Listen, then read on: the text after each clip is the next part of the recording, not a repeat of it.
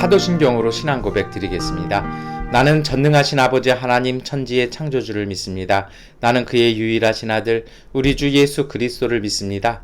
그는 성령으로 잉태되어 동정녀 마리아에게서 나시고 본디오 빌라도에게 고난을 받아 십자가에 못 박혀 죽으시고 장사된 지 사흘 만에 죽은 자 가운데서 다시 살아나셨으며 하늘에 오르시어 전능하신 아버지 하나님 우편에 앉아 계시다가 거기로부터 살아있는 자와 죽은 자를 심판하러 오십니다. 나는 성령을 믿으며 거룩한 공교회와 성도의 교제와 죄를 용서받는 것과 몸의 부활과 영생을 믿습니다. 아멘. 찬송가 364장 찬송 드리겠습니다.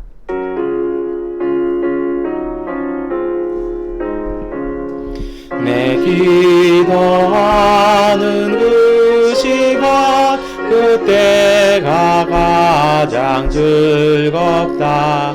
이 세상 근심 걱정에 얽매인 나를 고로사 내 진정 소원 주 앞에 난 마치 바로 아래여 큰 불행난이 슬플 때 나 위로받게 하시네.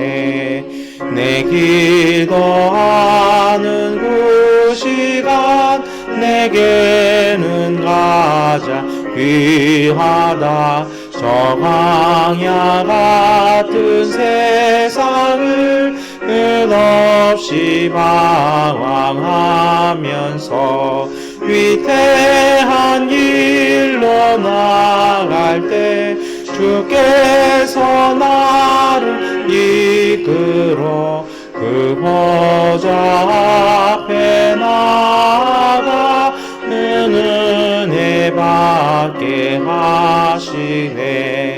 내 기도하는 그 시간 그때가 가장 즐겁다.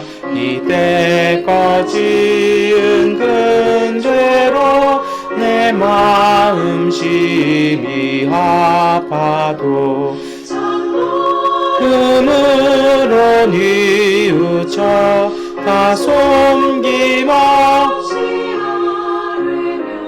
주 나를 위해 복 주사 새 은혜 부어 주시네. 내 기도하는 그 시간 그때가 가장 즐겁다. 주 세상에서 일찍이 저열한 곳 피하여 빈들에서나 산에서 온 밤을 세워 지내사 주 예수 친히 기도로 근본을 보여주셨네. 아멘. 에베소서 4장 21절부터 32절까지의 말씀을 세번역번 성경으로 함께 읽겠습니다. 여러분이 예수 안에 있는 진리대로 그분에 관해서 듣고 또 그분 안에서 가르침을 받았으면 여러분은 지난날의 생활 방식대로 허망한 욕정을 따라 살다가 썩어 없어질 그 옛 사람을 벗어버리고 마음의 영을 새롭게 하여 하나님의 형상을 따라 참 의로움과 참 거룩함으로 지으심을 받은 새 사람을 입으십시오. 그러므로 여러분은 거짓을 버리고 각각 자기 이웃과 더불어 참된 말을 하십시오. 우리는 서로 한 몸의 지체들입니다. 화를 내더라도 죄를 짓는 데까지 이르지 않도록 하십시오. 해가 지도록 노여움을 품고 있지 마십시오. 악마에게 틈을 주지 마십시오. 도둑질하는 사람은 다시는 도둑질하지 말고 수고를 하여 제 손으로 떳떳하게 벌이를 하십시오. 그리하여 오히려 궁핍한 사람들에게 나누어 줄 것이 있게 하십시오. 나쁜 말은 입 밖에 내지 말고 덕을 세우는 데 필요한 말이 있으면 적절한 때에 해서 듣는 사람에게 은혜가 되게 하십시오. 하나님의 성령을 슬프게 하지 마십시오. 여러분은 성령 안에서 구속의 날을 위하여 인치심을 받았습니다. 모든 악독과 격정과 분노와 소란과 욕설은 모든 악의와 함께 내버리십시오. 서로 친절히 대하며 불쌍히 여기며 하나님께서 그리스도 안에서 여러분을 용서하신 것과 같이 서로 용서하십시오. 아멘. 여러분, 우리가 신앙생활 하면서요, 우리가 믿는 사람이잖아요. 참 요새 한국에 교회가 참 많은 이야기를 듣는데요. 저쪽 서울 독문부 쪽의 어떤 교회, 좀 유명한 교회예요. 좀 신문지상에 많이 떠오르는 교회인데, 전체가 재개발하는데 이제 보상금을 이렇게 아마 책정을 조합해서 했던 것 같습니다. 그 동네 또 제 친구가 담임하는 교회도 포함되어 있어서 제가 내용을 아는데, 이제 뭐 여러 가지 좀 문제가 있긴 있더라고요. 그랬더니 이제 조합이 좀 이게 건강하지 않은 거예요. 그래서 그 교회는 이제 교회다 보니까 이제 지역 주민들한테 어떻게든 해야 되니까 그냥 그 얘기가 나자마자 이제 개발 이렇게 약속을 딱 했더니 나중에 알고 보니까 이렇게 저렇게 속였다라는 거죠. 다 조합장이 뭔가 이렇게 뺏어도 가고 뭐 이렇게 해서 뭐 어디다가 그 혜택을 다른 데 주기도 하고, 마침 이제 그 안수 집사님 중에 한 분이 이제 서울시에 관련돼서 그 관련된 일을 하시다 퇴직한 분이어서, 목사님이 이거 아무래도 좀 이상합니다 해가지고 이렇게 봤더니 좀 그랬다라는 거예요. 그래서 이제 그거를 다시 얘기해가지고 어느 정도 이제 합의를 보고 이렇게 이전합니다. 근데 거기서 차로 한 20분도 안 걸려요. 그 교회 있는 교회는 이 친구 교회와는 다르게 아직까지도 합의를 못 보고 뭐 난린 것 같아요. 뭐 소화기 뿌리고 가스에 불 붙인다고 그러고 용역들하고 싸우고 뭐 이렇게 해서 뭐 악명을 좀 떨치고 있어서 혐오 시설처럼 돼버린 거 이렇게 봅니다. 이제 그런 거 보면서 어제 두 교회가 이렇게 생각이 났어요. 하나는 교회이기 때문에 그냥 처음부터 어떤 조건 제시하지 아니하고 우선 믿고 사인해 줍니다. 그러나 뭔가 문제가 생겼을 때 그거를 다시 정당한 과정을 통해서 또 많은 욕심 부리지 않고 이렇게 정리해 나가는 모습 보인다라면, 이건 법원에서 정한 기준보다도 수배의 어떤 돈을 요구하고, 그러니까 교회의 존재가 돈인가 생각할 정도로 이렇게 문제 일으키는 교회도 봅니다. 그걸 보면서 어떤 신문에서 기자가 마지막에 썼어요. 그들이 말하는 복음의 삶이 무엇인지를 스스로가 배워야 되고 물어야 되지 않겠습니까? 라고 이렇게 하는 그 기사를 읽은 것이 기억이 납니다. 우리는 달라야 합니다. 근데 여러분, 이거 어떡할까요? 오늘 그것을 사도 바울이 얘기하죠. 어떻게 해야 합니까? 그래서 21절부터 예수님에 대해서 듣고 가르침 받았다라면 22절 말씀에 뭐라 얘기합니까? 생활 방식대로 허망한 욕정을 따라 살다 썩어 없어질 옛사람 벗어버려야 한다라는 것이죠. 그래서 오늘 우리에게 정말 필요한 게 있어요. 오늘 우리에게 정말 이 아침마다, 이 새벽마다 필요한 것은 마음의 영을 새롭게 하는 것입니다.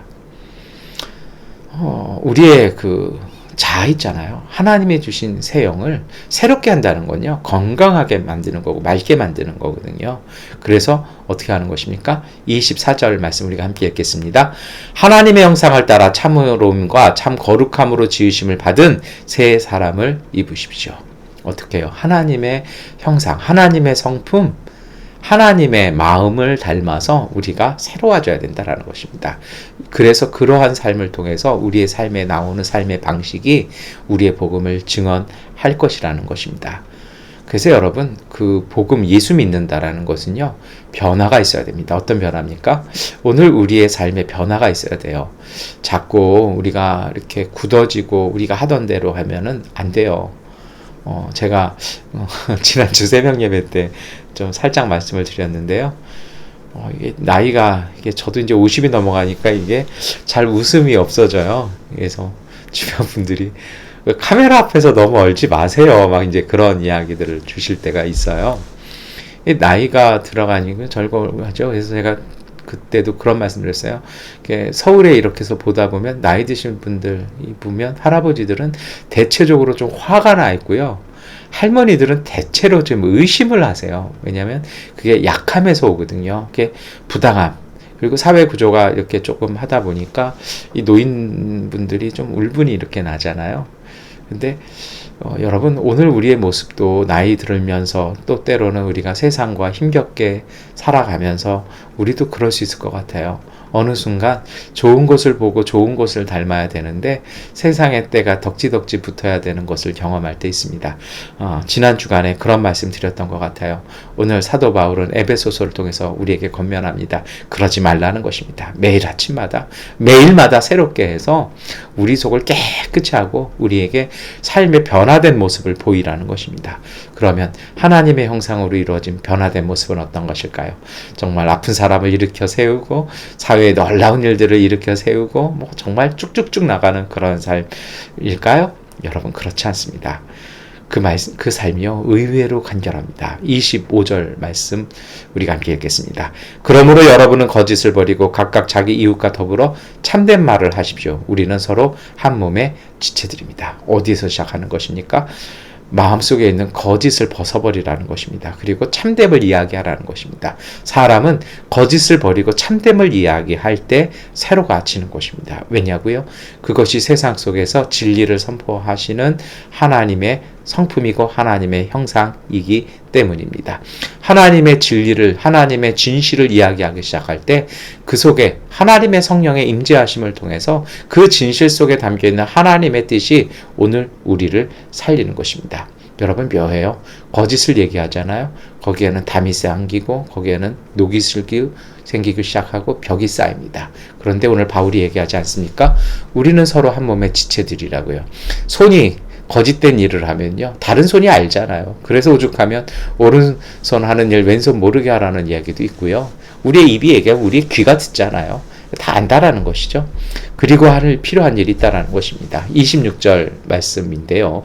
화를 내더라도 죄를 짓는 데까지 이르지 않도록 하십시오. 해가 지도록 노여움을 품고 있지 마십시오. 참 중요한 거예요. 살다 보면 화도 나죠. 노여움도 생겨요. 저도 어제 병원에서 약 받다가 그 약사가 하도 이 젊은 아가씨가 할아버지 할머니들 줄 쭉 서 있는데 하도 함부로 얘기해서 너무 화가 나가지고 한마디 하려다가 마침 전 목사님이 전화 주셔서 그 화를 낼 타이밍을 놓쳐가지고 그냥 이렇게 있는데요. 여러분, 화를 품고 있으면요, 그게 화가 되는 법입니다.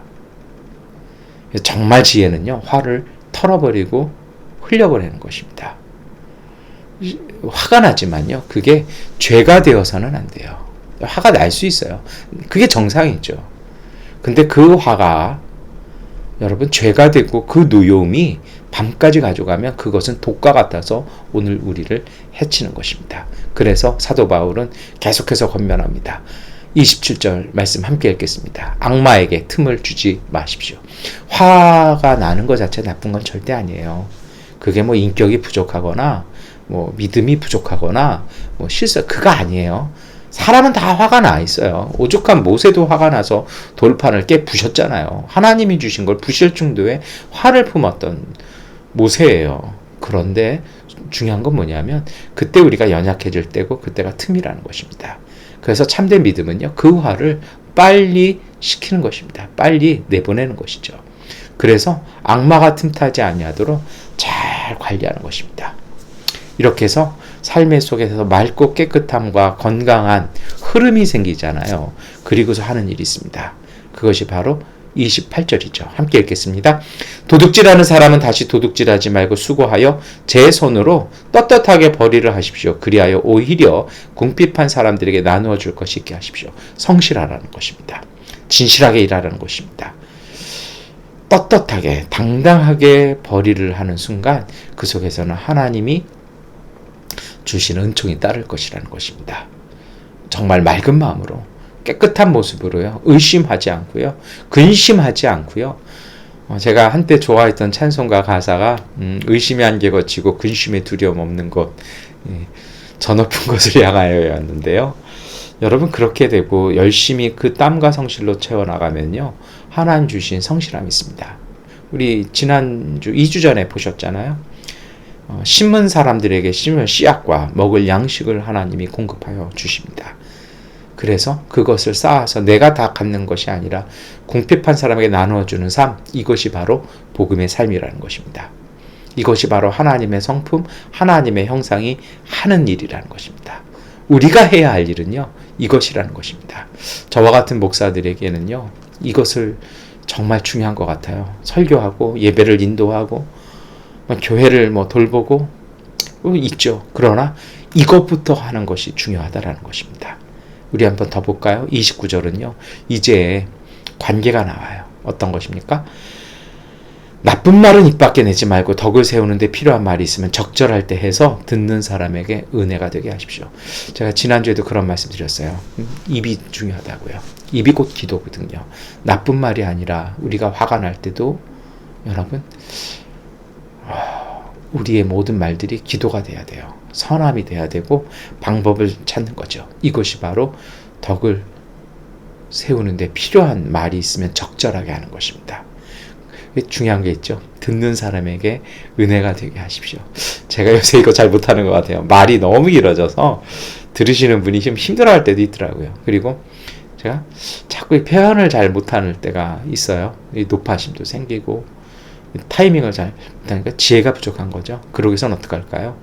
여러분 정말 열심히 말하는 훈련도 해야 되고요. 정말 그러기 위해서는요. 말하기보다 더 들어야 합니다. 들을 줄 아시는 분들, 들어주는 사람이 정말 하나님의 성령인 것입니다. 그리고 30절부터 31절은 다시 반복됩니다. 우리 안에 계시는 하나님의 성령이 슬프게 하지 말라는 것입니다. 그러기 위해서 정말 우리가 해야 될 것이 무엇입니까? 우리 안에 있는 격정, 분노, 소란, 욕설 모든 악한 뜻들은 과감하게 버리라는 것입니다. 저희 집사람 양곤 가고 저 혼자 숙소 이렇게 있는데요. 매일같이 치워도 왜 이렇게 쓰레기가 쌓이고 버릴 건 자꾸 생기는지 참 이것도 중요한 일과더라고요. 근데 여러분 그거를 소홀히 하고 이거를 부지런히 하지 않으면 거기서부터 문제가 생깁니다. 오늘 이것을 우리가 꼭 기억했으면 좋겠습니다. 그리고 마지막 중요한 것이 있습니다. 32절이죠. 함께 읽겠습니다. 서로 친절히 대하며 불쌍히 여기며 하나님께서 그리스도 안에서 여러분을 용서하신 것 같이 서로 용서하십시오. 이것이 바로 예수 그리스도의 복음입니다. 복음을 전한다라는 것은 교리를 설명하거나 교회의 동행을 권유하는 것이 아니라 이렇게 살자고 얘기하는 것입니다. 누군가를 향해서 친절하게 대하고 아파하며 그리고 용서하고 덮어주는 그 삶, 이것이 바로 복음의 삶이고 예수님께서 우리에게 오셔서 하신 삶입니다. 우리는 이러한 삶을 통해서 하나님 나라의 기쁨 얻게 되는 것입니다. 여러분 우리가 이것 꼭 오늘 기억했으면 좋겠습니다. 화요일을 맞이해서 그래서 내가 자꾸 화를 버리자라는 말씀을 드렸던 것 같은데요. 누군가에게 선한 마음을 품는 것, 그리고 그것을 위해서 어떻게 해야 될까요? 오늘 우리의 말씀의 첫 부분에 나왔던 것처럼 우리 안에 계신 하나님의 성령을 통해서 우리의 마음속에 새롭게 받는 그 시간이 필요합니다. 우리를 돌보고 우리를 소중히 청소해내는 시간이요.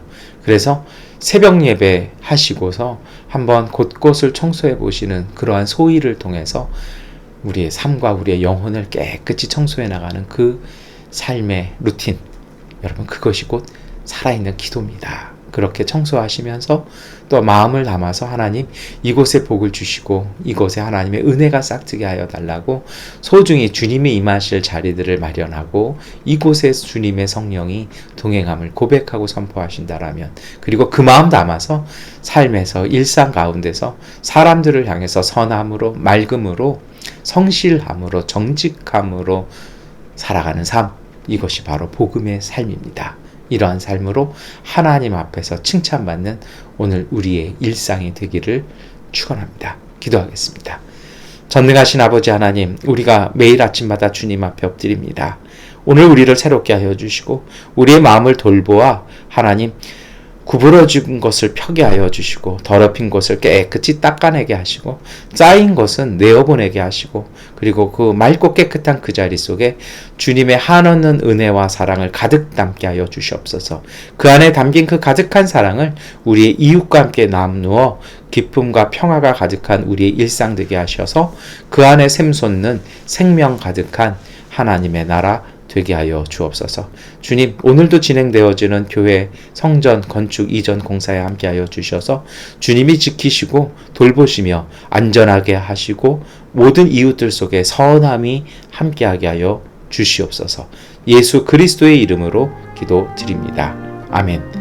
하나님께 기도하는 시간 갖도록 하겠습니다.